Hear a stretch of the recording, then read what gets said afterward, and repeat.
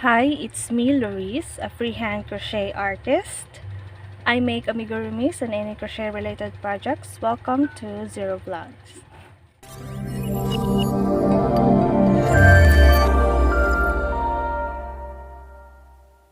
In today's video, we are going to make another bandana. I named this Kalinaw, and if you can see, the stitches I used here is pretty simple, and I will also demonstrate how to create this textured pattern. I believe this is the cable stitch, and the rest is pretty simple.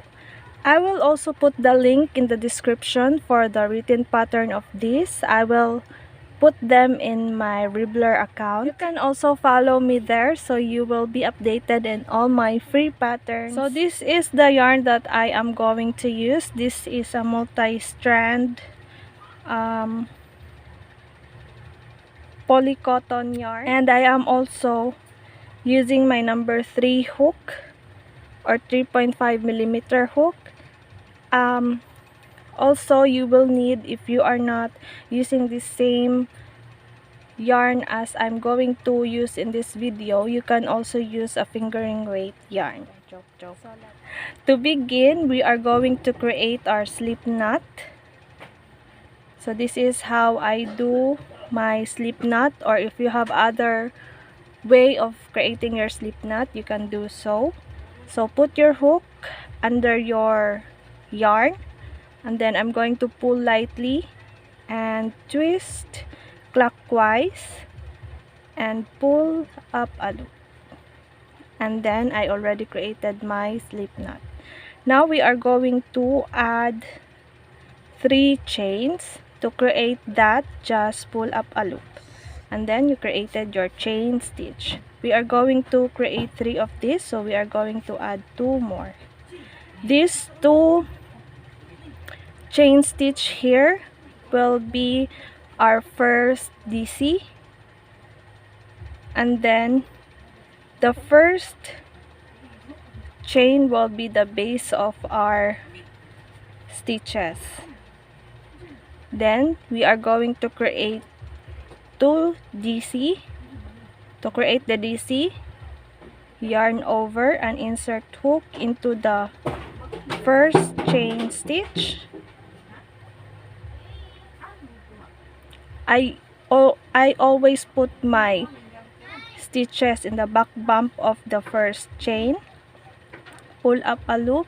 Now that you have 3 loops, pull through 2, pull through 2.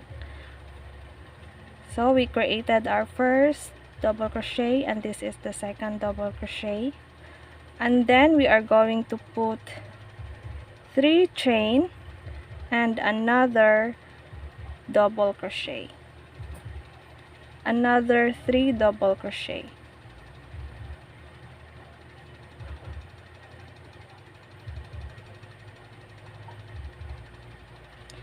and we're done in our first row.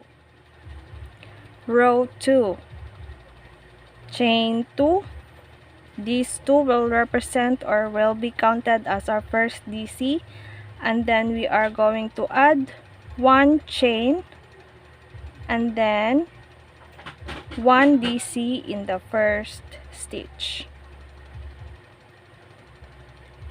and then chain 1, skip 1, and then DC in the next stitch. Now that we reach in the 3 chain space, chain 1, DC, chain 3, DC, chain 1, and then we are going to put our next DC in the first DC after the 3 chain space. Chain 1,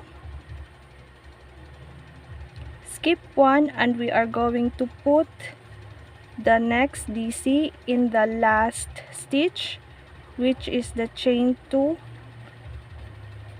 in the previous row. then chain 1 and another DC in the last stitch, and we're done row 2. This is how it will look like. Row 3, chain 2, and then put 2 DC in the first stitch, and then DC in the chain 1 space, DC in each DC, and DC in each chain 1 space until you reach the 3 chain space.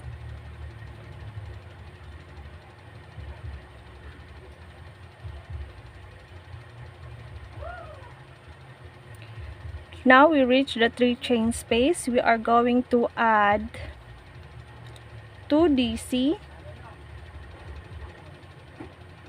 chain 3, and 2 DC. All that stitches is in the 3 chain space, and then let's mirror the stitches here.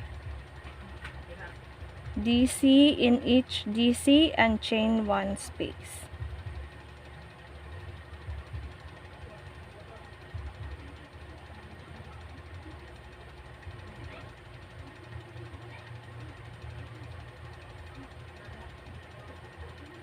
And then we reach the last stitch. We are going to put 3 DC in this stitch.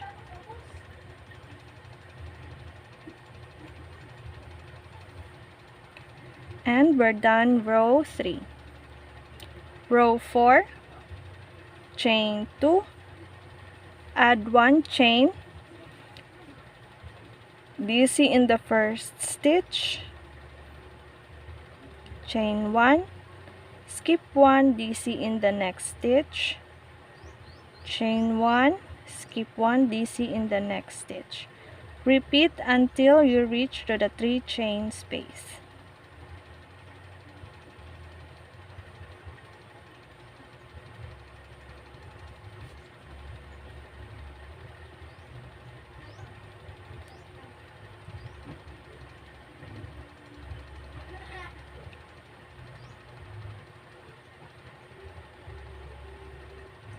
Now we reach to the 3 chain space, chain 1 DC,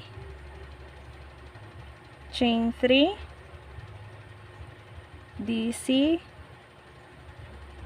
chain 1, and put your next DC in the first DC of after the 3 chain space. Chain 1, skip 1 DC in the next stitch, chain 1, skip 1 DC in the next stitch. Repeat this pattern until you reach to the last stitch. And in the last stitch, we are going to put DC, chain 1, DC. And this is how it will look like. Row 5, chain 2, and you are going to put 2 DC in the first stitch, DC in each chain 1 space, and DC in the previous row.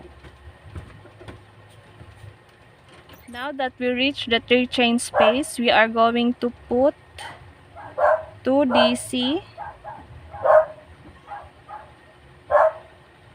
chain 3, and 2 DC.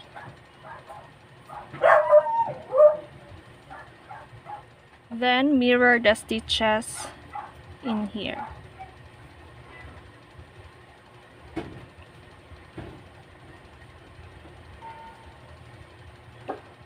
We're done row 5. Now we are going to do row 6, and this is where I am going to show you how to do the textured stitch or the cable stitch. chain 2, and then put 2 DC in the first stitch, skip 1 DC in the next stitch,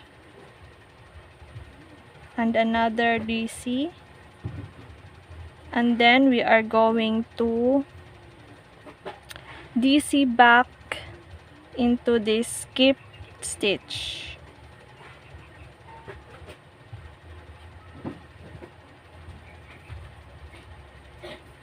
Again, skip 1, 2 DC or DC in the next 2 stitches,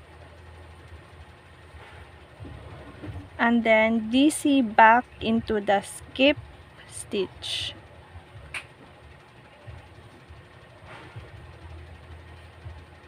Again, skip 1, DC in the next 2 stitches, and then DC back into the skip stitch. Just repeat this pattern until you reach into the 3 chain space.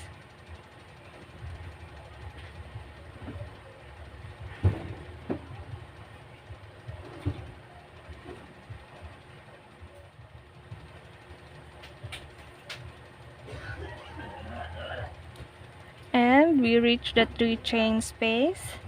Just put 2 DC, chain 3, and 2 DC in the 3 chain space. And then skip 1 DC in the next 2 stitches, and DC back into the skip stitch. Skip 1 DC in the next 2 stitches, DC back into the skip stitch.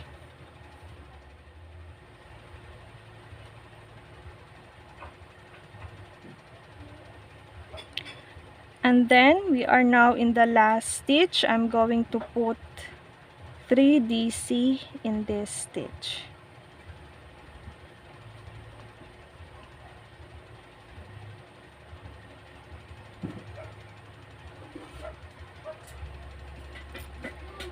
So this bandana is a 6-row repeat. So after the cable stitch, we are going back to this pattern where we are going to do DC in each stitch. So the things that you need to remember is that you need to put 3 DC in the first and last stitch, and we are going to put 2 DC, chain 3, 2 DC in the 3 chain space. So this is the repeat. We are going to do the DC in each stitch, and then we are going to do this DC, chain 1, skip 1 stitch, and then another DC in each stitch, and then the next will be DC, chain 1, skip 1 row, and then DC in each stitch, and then we are going to do the cable stitch. So I will just finish the rest of the rows. So most of my bandana is 15 rows only. So if you want to have a bigger bandana, then you can add more rows. So I will be back when I'm done. Hi, so I finished my row 15, and then I also finished my single crochet edging, just single crochet in each stitch, and then in the 3 chain space you are going to put 5 single crochet, and then single crochet in each stitch, and then you are going to chain 50 for the strap, and then slip stitch back into the stitch here, and then do the single crochet again until you reach the other point of the triangle. So you need to put 2 single crochet in the sides of the double crochet. That is 2 single crochet in 1 DC side, and then chain 50 again, slip stitch back into this stitch, and then fasten off. So this is how the bandana will look like. If you want to make it bigger, or you will continue the pattern, you can make a shawl out of this pattern too. So as you can see here in the last row, since this is a 6-row repeat, so this means 6, 12, 13, 14, 15. So you will end with the DC row. And that is our I hope Kalinaw you learned something in this video. See you in my next video. Bye!